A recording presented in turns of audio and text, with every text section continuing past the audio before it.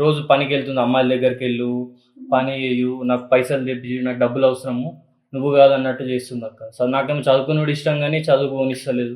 అవునమ్మా, అబ్బాయికి చదువు అంటే ఇష్టం అంట. మరి చదువుకోవడానికి పంపించకుండా నువ్వు అమ్మాయిల దగ్గరకు పంపించడం ఏంది? మరి చదువుకుంటే మరి డబ్బు ఎట్లా వస్తుందమ్మా?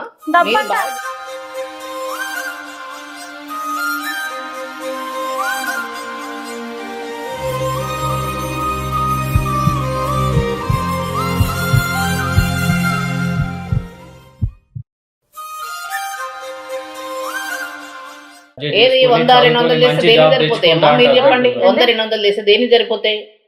అంటే 10,000 ఇస్తారు ఆయనకు. ఎక్కడైనా నౌకరీ చేయాలంటే 10,000 ఇస్తారు. అదే ఇప్పుడు ఇట్లా కష్టపడి సంపాదించుకోవడం కన్నా ఎంజాయ్ చేయొచ్చు కదా, ఎంజాయ్ చేసి డబ్బులు వస్తాయి కదా. చదువుకున్న తర్వాత అబ్బాయి కూడా ఫ్యూచర్ లో జాబ్ వచ్చింది అనుకో, మీరు ఇద్దరు హ్యాపీగా ఉండొచ్చు కదా. అదంతా నాకు వద్దమ్మా, నాకు డబ్బులు కావాలి.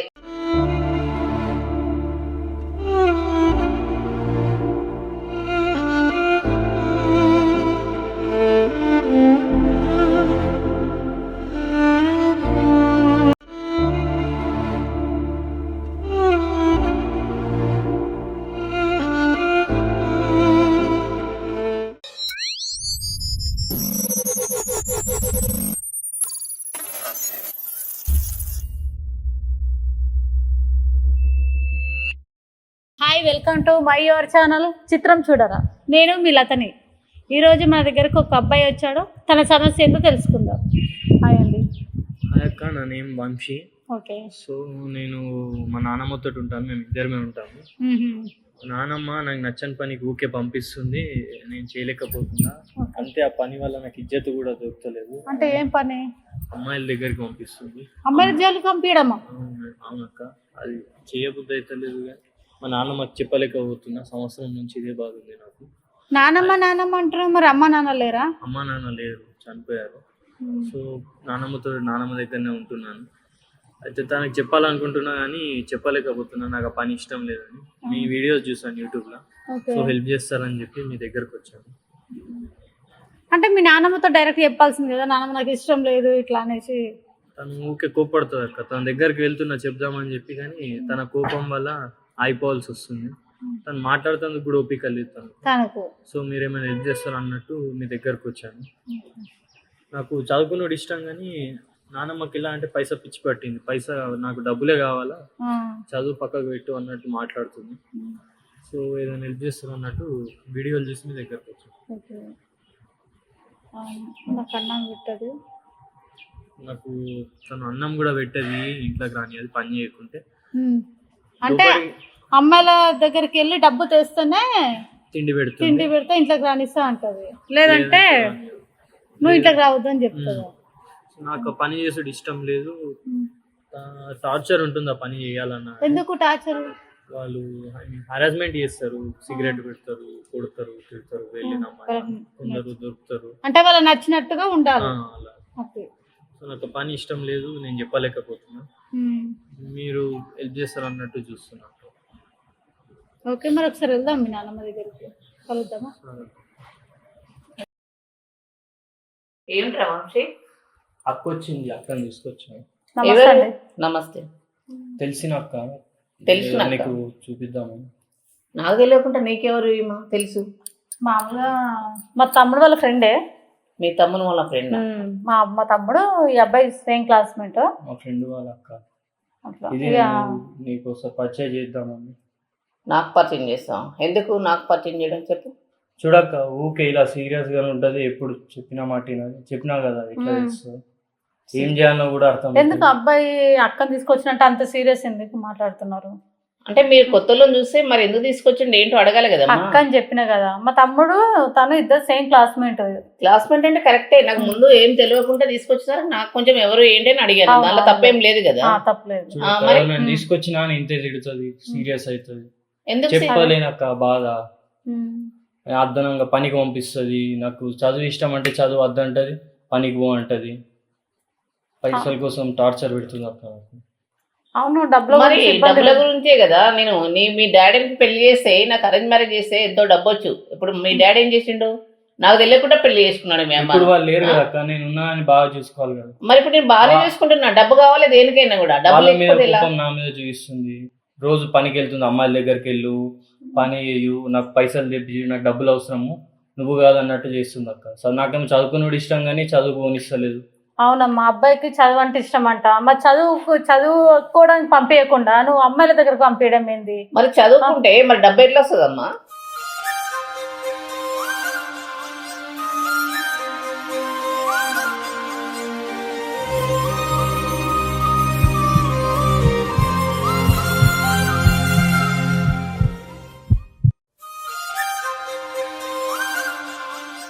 డబ్బు మీరు అంటే బాగా చెప్తున్నారు, మరి డబ్బు ఎట్లా, ఎవరు తీసుకురావాలి డబ్బు? నాక పెద్ద వయసు అయిపోయింది, అవును. నాకు పెద్ద వయసు అయిపోయింది. మరి వాళ్ళ నాన్నని పెంచిన ఇన్ని రోజులు, మళ్ళీ వాళ్ళ నాన్న ఈయనను తగలబెట్టి పోయిండు పైకి, వాడు బాగానే పోయిండు. ఇప్పుడు ఈ బాధ్యత అంతా నా మీద పడ్డది. ఇప్పుడు మేము ఇంట్లో ఏం తినాలి? మరి ఇంటి కట్టుకోవాలి, కష్టపడాలి. నేనేమంటున్నా, డబ్బు కష్టపడి డబ్బు తీసుకొని నాకు పెట్టు, నువ్వు తినవు అని చెప్తున్నా. నేను ఎంజాయ్ చేయమంటున్నా. జాబ్ చేస్తే ఎంత వస్తాయి డబ్బులు? జాబ్ చేస్తే ఎంత వస్తుంది? సరిపోతుంది కదా? సరిపోదు, నాకు సరిపోదు. ఇంట్లో అన్ని మంచిగా ఎంజాయ్ ఉండాలి. వానికి ఎంజాయ్ కోరాలి, నేను కూడా మంచిగా ఇంట్లో సుఖంగా అన్ని ఉండాలి. వస్తువులు కదా, ఇంకేం తక్కువ చెప్పు, అన్ని ఉన్నాయి. అన్ని ఉన్నా కూడా డబ్బు దానికి సమస్య కాదమ్మా. ఇప్పుడు బయటికి వెళ్ళాలంటే డబ్బు కావాలి మాకు. డబ్బు కావాలంటే అబ్బాయిని ఏ రకంగానే ఇబ్బంది పెడతావు? ఏ రకంగా ఏం లేదు, నేను కావాలని చెప్తున్నాను. ఆయన మంచిగా బతకాలి. అమ్మాయిల దగ్గరకు పంపిస్తారంట మీరు? టార్చర్ చేస్తారు అక్క, సిగరెట్ పెడతారు, బ్లేడ్ పట్టి వస్తారు. అమ్మాయిలు పోయింది, అమ్మాయిల దగ్గరికి వెళ్తారు కదా, వాళ్ళు టార్చర్ చేస్తారు, చెప్పింది కొడతారు, కొరుకుతారు, చూడు టార్చర్ అర్ధనంగా పంపిస్తారు. అట్లా కాదు, నువ్వు సొంత నానమ్మవే కదా. సొంత నానమ్మ, నా కొడుకే. నీ కొడుకునే అమ్మాయిల దగ్గరికి పంపడం. మన మనవాడు బయట ఒక అమ్మాయితో తిరుగుతున్నాడు ఇట్లాని గురించి చెప్తేనే తట్టుకోలేము మనం, అవునా? అవును, తట్టుకోలేము. వాళ్ళని తిడతాము, మన పిల్లలు కూడా భయం పెడతాము. వెళ్ళొద్దురా, అట్లా కాదు, మంచిగా ఉండాలి, పద్ధతిగా ఉండాలి అనేసి మనం కూడా చెప్తాము. కానీ నువ్వు అట్లా కాకుండా నువ్వే పంపిస్తున్నావు అంటే నువ్వే అసలు నానమ్మవేమమ్మా. నేను నానమ్మను కాబట్టి నేను వాని బాధ్యత తీసుకున్నాను కాబట్టి బాధ్యత ఇదా? ఇది టార్చర్ ఏం లేదు. నువ్వు అన్ని లేనిపోని అని చెప్పకు. నీకు మంచిగా ప్రేమగా చూస్తున్నా నేను. అన్ని నావినా లేనిపోని బయట వాళ్ళకు అన్ని చెప్పకూడదు. నా గురించి అన్ని చెప్తున్నావు, నువ్వు తప్పుగా చెప్తున్నావు. ఉన్నది చెప్తున్నాడు కదా, నువ్వు కూడా చెప్తున్నావు నాకు డబ్బే కావాలని చెప్తున్నావు. డబ్బే కావాలంటే ఇప్పుడు కావాలి, ఇప్పుడు ఉండే సీజన్ డబ్బే అవసరం మాకు. ఏం చేస్తావు డబ్బుతో? డబ్బుతో డబ్బు ఉంటే సరిపోతుంది కదా. ఇద్దరికి సరిపోయిన డబ్బు ఏడ లేదనే కదా ఇప్పుడు కష్టపడుతున్నాము. ఉన్న దాంట్లో ఉండమంటే ఇప్పటికి ఏది 100-200 చేస్తే దేని సరిపోతాయి అమ్మా? మీరు చెప్పండి, 100-200 చేస్తే దేని సరిపోతాయి? అంటే 10,000 ఇస్తారు ఆయనకు. ఎక్కడైనా నౌకరీ చేయాలంటే 10,000 ఇస్తారు. అదే ఇప్పుడు ఇట్లా కష్టపడి సంపాదించుకోవడానికన్నా ఎంజాయ్ చేయొచ్చు కదా, ఎంజాయ్ చేసిన డబ్బులు వస్తాయి కదా. చదువుకున్న తర్వాత అబ్బాయి కూడా ఫ్యూచర్ లో జాబ్ వచ్చింది అనుకో, మీరు ఇద్దరు హ్యాపీగా ఉండొచ్చు కదా. అదంతా నాకు వద్దమ్మా, నాకు డబ్బులు కావాలి.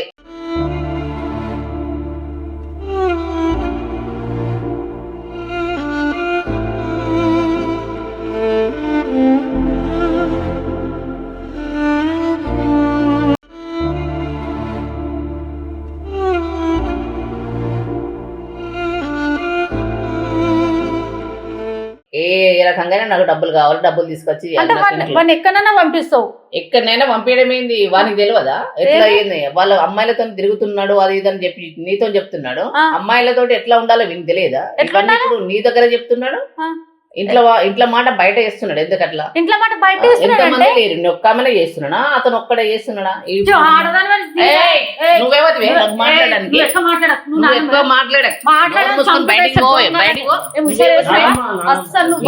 నువ్వు తీసుకొచ్చి గొడవ పెడుతున్నావు బాగా. అసలు ఏం చెప్తామని తీసుకొచ్చినా? నన్ను కొట్టడానికి తీసుకొచ్చినా? పెద్ద వయసు తీసుకొచ్చి నోరు మూసుకొని పోవే బయటికి పో, నోరు మూసుకొని బయటికి పో. ఏమో నాటకాలు చేస్తున్నావు. నువ్వు ఎందుకు చేస్తున్నావు? నా గురించి లేనిపోని అని చెప్పి ఇప్పుడు వేరే వాళ్ళని తీసుకొచ్చి నన్ను కొట్టిపిస్తున్నావా? మరి నీకంతా ఏడుపు వస్తుందా? ఇప్పుడు నిన్ను అంతగానే టార్చర్ పెట్టి మరి తీసుకొచ్చిన కంట్రోల్ చేయి. మరి కంట్రోల్ నోరు కంట్రోల్ చేయి ముందు. నువ్వు నా ఇంటికి వచ్చి ఎక్కువ మాట్లాడుతున్నావు బాగా. నా ఇంటికి వచ్చి మాట్లాడుతున్నావు. నేను ఏం మాట్లాడుతున్నానో అర్థం చేసుకోవాలి.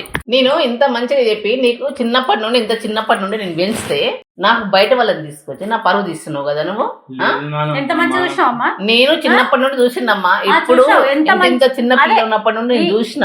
ఈ అవసరం కోసమే వాళ్ళు మంచిగా చూసినావు. ఈ గలీలు అడుగు ఎవరన్నా, అట్లేం లేదు. అది నువ్వు అనుకుంటే సరిపోదు, నేను కూడా అనుకోవాలి. మీ మనమన్నారు నేను మళ్ళీ ప్రేమగా పెంచుకున్నా.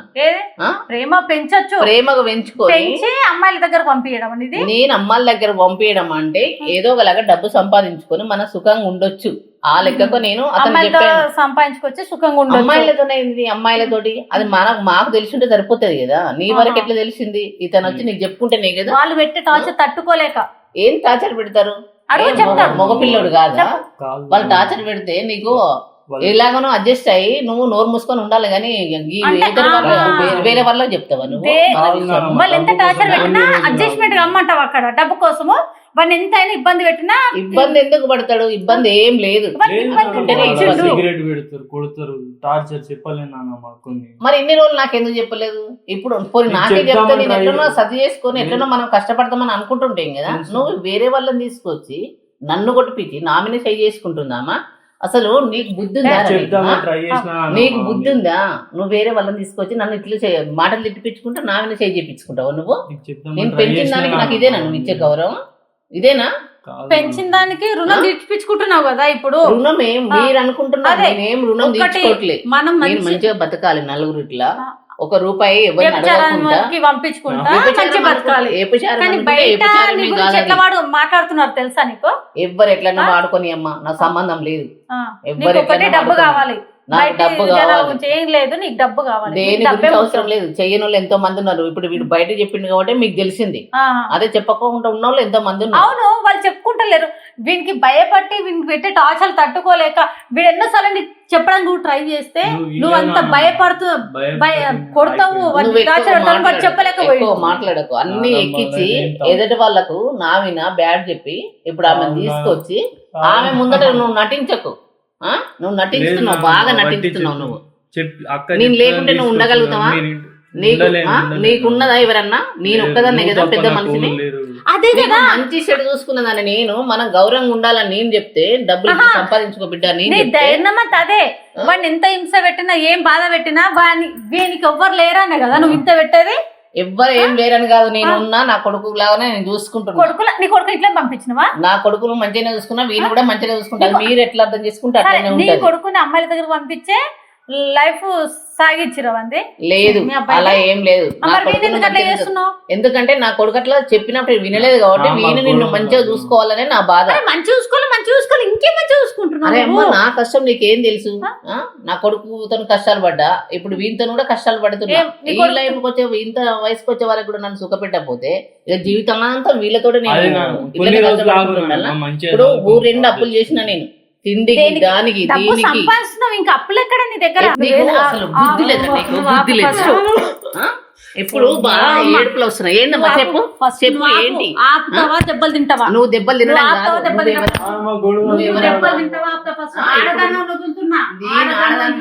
వదలట్లేదు. నువ్వు నా మన్మను తీసుకొచ్చి నువ్వు పిచ్చి పిచ్చి మాట చేయకు. నువ్వు గాడిద వేసలు నాకు అర్థం కాదు. నేను ఆడదాన్ని కాబట్టి ఆడదాని బుద్ధులు లేని దగ్గర ఉన్నాయి.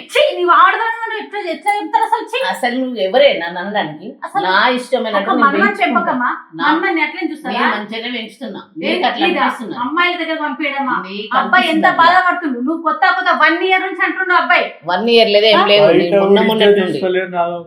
ఏమి ఇజ్జత్ తీస్తున్నారు? ఏమి ఇజ్జత్ తీస్తున్నారు? అమ్మాయిలతో పోతున్నావు, మాకు కూడా ఒక అమ్మాయిని సిటీ అని ఇజ్జత్ తీస్తున్నాను. అంత ఒక సంవత్సరం ఆగునాను. చదువు అయిపోగా నేనే మంచి జాబ్లో ఎక్కుతాను. జాబ్లో ఎక్కాక సంపాదిస్తున్నాను. ఒక సంవత్సరం ఓపిక కాబట్టి నువ్వు సంవత్సరం వరకు చేసే డబ్బు ఇప్పుడు వస్తుంది కదా మనకు. మనం హ్యాపీగా ఉండొచ్చు కదా. నువ్వు గుట్టు ఉండదాన్ని తీసుకొని రోడ్ మీద వాడు పడే బాధ నీకు అర్థమవుతుందా? ఏం బాధ? నాకైతే ఏం బాధ అనిపించట్లేదు. ఇప్పుడు ఆ వాన్ బాధ కన్నా నీ బాధ ఎక్కువైతుందమ్మా. అవును, నా బాధ ఎక్కువైతుంది. నాకు అర్థమైంది కాబట్టి నేను ఏదో దొంగ ఏడుపు ఎడుతా. నా బాధ నీకు ఎక్కువైనప్పుడు వాడికి కూడా నీ బాధ అంత టార్చర్ అయిపోతుంది. ఏం అనిపించట్లేదు నాకైతే. అనిపించింది వాడు అంత ఏడవాడు, అంత చెప్పుకొని బాధపడు. ఫ్రెండ్స్ లో కూడా వాల్యూ లేకుండా ఉందంట తెలుసా? నువ్వు చేసే పనులకు వానికి లైఫ్ ఉంది, ఫ్యూచర్ ఉంది, చాలా భవిష్యత్తు ఉంది.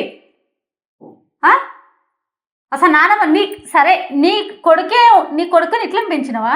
నేను బాగానే పెంచాను నా కొడుకుని కానీ నా మనవని కానీ నేను బాగానే పెంచాను. వాడు అనుకుంటున్నాడు అలా నేను కష్టపెడుతున్నా, నేను ఒక రాక్షసి లెక్క చూస్తున్నాను నన్ను వాడు. అమ్మాయిల వెనుక పంపించి నీ కొడుకుని పెంచినవా? నేను పెంచలేదు, కష్టపడే పెంచుకున్నా. మనమని ఎందుకు పెంచుతున్నావు అట్లా? మనమని ఎందుకు పంపిస్తున్నావు? మనమన్ అంటే వాళ్ళ నాన్న కష్టపడి నేను పెళ్లి చేసి మంచి సంబంధం చూసి పెళ్లి చేస్తే ఇట్లా ఈ లెక్కగా రాకపోతుంటుండే. ఇప్పుడు వీణ కూడా నేను డబ్బు సంపాదించాలన్న ఆలోచన లేదు. వాళ్ళు చేసే తప్పకి ఈయన మీద తీర్చుకుంటున్నావు. అలా తీర్చుకోవడం అంటే నువ్వు అట్లా అనిపిస్తుంది. నాకు డబ్బు కావాలి, వానికి డబ్బు కావాలి, ఇంట్లో తినడానికి కావాలి, రెంట్ కావాలి. నువ్వు కూడా ముసల్దానం కాదు కదా, నీకు ఉంది కదా, ఎంతో కొంత చేసుకోవచ్చు కదా. ఒక 2 ఇండ్లలో పని చేసుకో, లేదంటే హౌస్ కీపింగ్ పని ఏదో ఉంటది, ఏదో ఒక చిన్న పని చేస్తున్నా కాబట్టి ఈ పాట ఎలుగున్నది. నేను చేయకపోతే వాడే తెచ్చి పెట్టాలనుకుంటే వాళ్ళని అమ్మాయిల దగ్గర పంపించి తీసుకున్నావు అర్థమైతలేదు. అది మీరు అనుకుంటున్నారు, అట్లా మీరు అనుకుంటున్నారు. మేము ఏ తప్పు చేయట్లేదు, నా మన్మడు గారు నేను అంతా బయట మేమంతా మంచిగా చేసుకుంటుంటే నువ్వు మధ్యలో వచ్చి మొత్తం ఇంత రచ్చ రచ్చ చేస్తున్నావు. నువ్వు వచ్చి రచ్చ చేస్తున్నావు మాకు. బయట నీ రచ్చ చూపిస్తారా? ఏ చూపెట్టు, ఎవరిని తీసుకురా.